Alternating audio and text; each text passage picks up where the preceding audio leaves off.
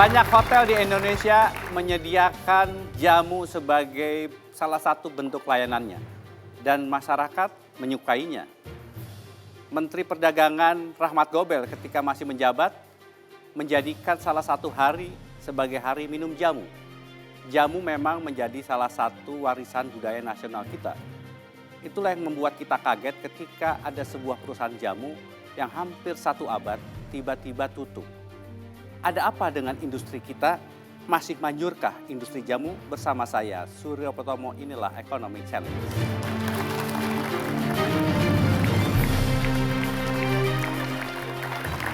Seperti biasa, malam hari ini saya ditemani oleh rekan saya, Leo Samosir. Leo, ya Mas Tommy. Kita ingin membahas soal apa yang terjadi di balik tutupnya Nyonya Menir. Ya. Siapa saja tamu yang kita undang malam hari ini? Malam ini telah hadir 4 orang narasumber kita untuk membahas bagaimana sebetulnya industri jamu di Indonesia. Yang pertama adalah Ketua Umum Gabungan Pengusaha Jamu, Dwi Rani Pertiwi Zarman. Bu Rani, selamat malam.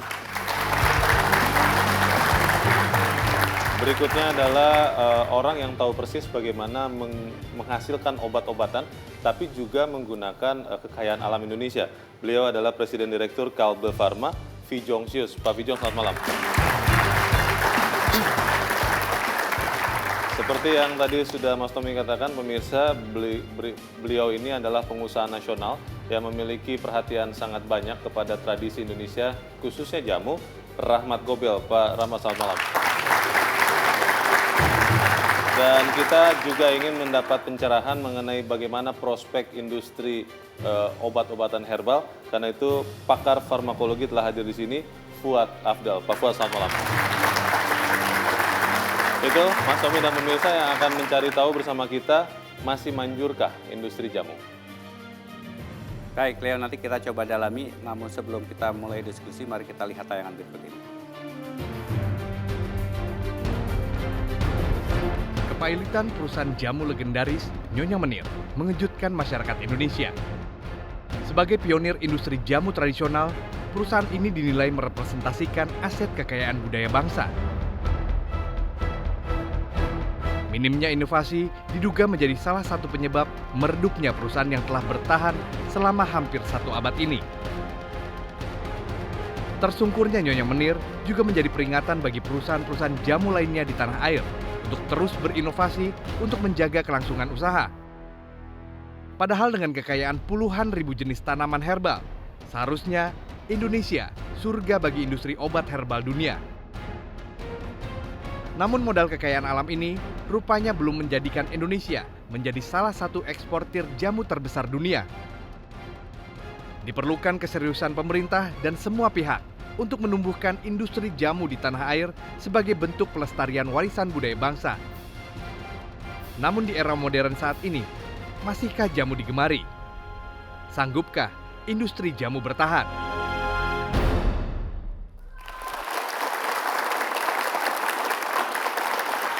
Leo, seperti apa potret industri jamu kita sekarang ini? Ya Mas Tommy dan pemirsa, ada informasi yang kita perlu ketahui mengenai jamu.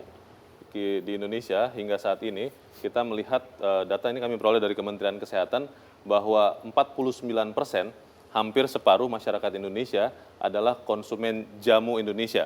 Mungkin juga termasuk Bapak Ibu atau para pemirsa di rumah. Kita lihat data berikut, 70 hingga 80% masyarakat Indonesia ternyata masih percaya dengan khasiat jamu. Jadi banyak yang tidak menggunakan obat-obatan modern, tapi menggunakan jamu untuk menjaga kesehatannya. Data ini kami peroleh dari WHO. Kita lihat data berikutnya, persentase penduduk yang mengobati sendiri menggunakan cara tradisional. Yang menarik adalah mungkin karena perkembangan pengetahuan atau teknologi, dari tahun ke tahun orang yang mengobati dirinya sendiri menggunakan cara tradisional semakin turun. Di tahun 2010, data BPS menunjukkan masih 27,5% penduduk Indonesia yang mengobati sendiri menggunakan cara tradisional. Di tahun 2014 sudah menjadi 21%. Kita nanti cari tahu apakah itu berpengaruh kepada industri jamu. Data dari Lembaga Ilmu Pengetahuan Indonesia tahun 2014 menunjukkan bahwa Indonesia adalah surga keanekaragaman hayati yang merupakan bahan baku obat-obatan herbal atau jamu. Kita melihat Indonesia sebagai negara dengan 4 besar dunia, ada 30 sampai 40 ribu spesies tanaman yang bisa digunakan. Kemudian ada 9.600 spesies, itu sekitar 30% yang digunakan di dalam produk obat herbal yang mungkin sudah kita konsumsi sampai sekarang. Pertanyaannya, apakah itu kemudian membuat Indonesia menjadi pengekspor obat-obatan herbal dunia terbesar? Data tahun 2013 yang kami peroleh dari Time menunjukkan bahwa ternyata Indonesia bukan pengekspor terbesar, malah tidak masuk di dalam pengekspor obat herbal dunia. Nomor 1 adalah Tiongkok sekitar 22%, nomor 2 India 16,5%, dan di peringkat ketiga malah Belanda 8,1%. Ini data yang menarik. Kita lihat berikutnya, untuk negara asal impor obat herbal Indonesia periode Januari hingga Juni 2014, nomor 1 adalah Tiongkok masih 51,5%, India hampir 18%, dan Nigeria hampir 9%, data yang kami peroleh dari Kementerian Perdagangan. Padahal sebetulnya kalau kita lihat industri obat-obatan herbal ini bukan industri yang kecil. Kita lihat di tahun 2010 nilai penjualan retail secara total itu hampir 15 miliar dolar. Tapi 30%-nya adalah produk Tiongkok, 30%-nya produk Jepang, 11%-nya produk Korea Selatan. Indonesia mungkin ada masuk di dalam negara-negara gabungan sekitar 18%. Data ini kami peroleh dari Euromonitor Internasional. Kita lihat data berikut, bagaimana dengan ekspor obat herbal Indonesia. Dari tahun 2009 hingga 2013 sebetulnya ada angka yang menarik karena meningkat.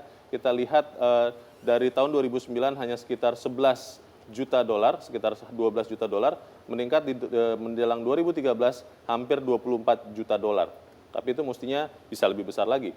Negara tujuan ekspor obat herbal Indonesia ternyata masih negara-negara tetangga kita, 37% adalah Pakistan, 38% Bangladesh, dan sisanya adalah negara-negara lain yang kita lihat dari Kementerian Perdagangan. Apa saja jenis tanaman yang digunakan untuk obat herbal? Yang paling banyak adalah jahe. Mungkin kita semua tahu apa itu jahe, apa manfaatnya. Kita lihat 2013, 2014 nilai penjualan dan pangsa pasarnya besar sekali, hampir 90%.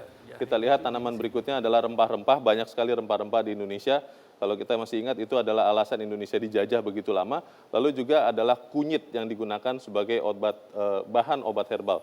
Pertanyaannya, kalau potensinya begitu besar, kenapa sebuah perusahaan jamu akhirnya tidak kuat lagi berdiri, Mas Tommy? Baik.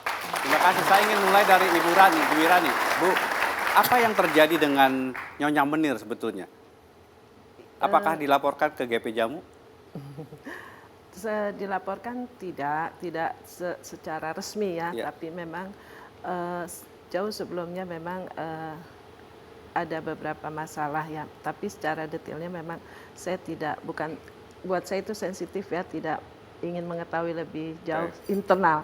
Tapi memang salah satu hal yang membuat Nyonya Menir tidak bisa menjadi seperti ini adalah regulasi pemerintah yang baru itu berat sekali.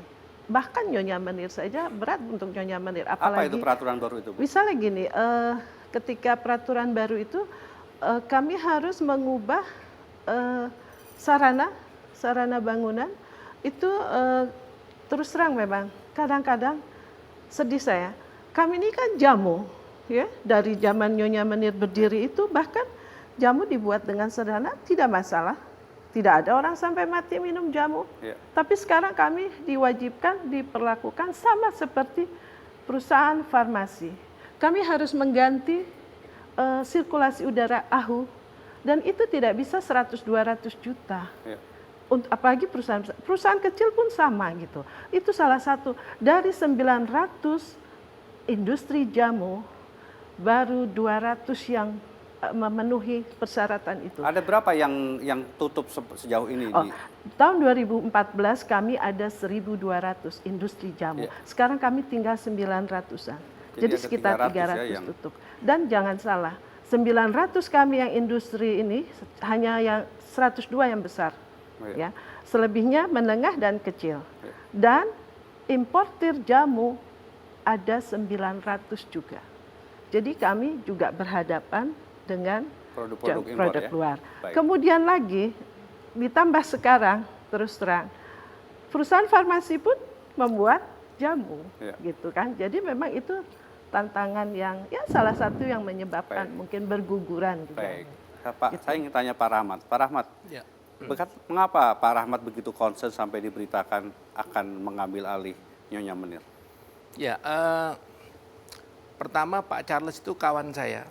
Jadi waktu saya masih juga jabat Wakil Ketua Umum Kadin bidang industri, beliau sama-sama saya membuat roadmap industri 2010, visi 2030. Ya. Bagaimana kita bisa mengembangkan industri jamu untuk menjadi produk global. Karena potensi pasar dunia itu sangat besar, sementara pada waktu itu kami menganalisa bahwa ekspor jamu kita untuk pasar dunia itu hanya 3% kalau tidak salah. Nggak sampai juga 3% pada waktu itu. Nah oleh karena itu bagaimana kita bisa mengisi pasar dunia dan juga menjadikan pasar Indonesia sebagai tuan rumah produk herbal Indonesia kita ini kan dengan jamu. Yang kemudian Dari situlah makanya ketika saya mendengar ada cerita itu, saya menghubungi Pak Charles, ada apa dengan ininya kok sampai demikian dipilotkan.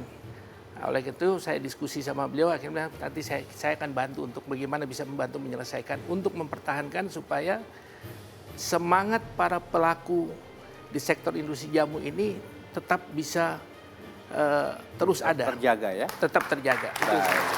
Nanti saya ingin tanya Pak Fuad Afdal. Pak Fuad Afdal sebagai seorang farmakolog, ya seperti apa sebetulnya jamu dan seperti apa masa depan jamu Indonesia. Tapi kita harus jeda terlebih dahulu, jangan kemana-mana, tetaplah di Ekonomi Challenge.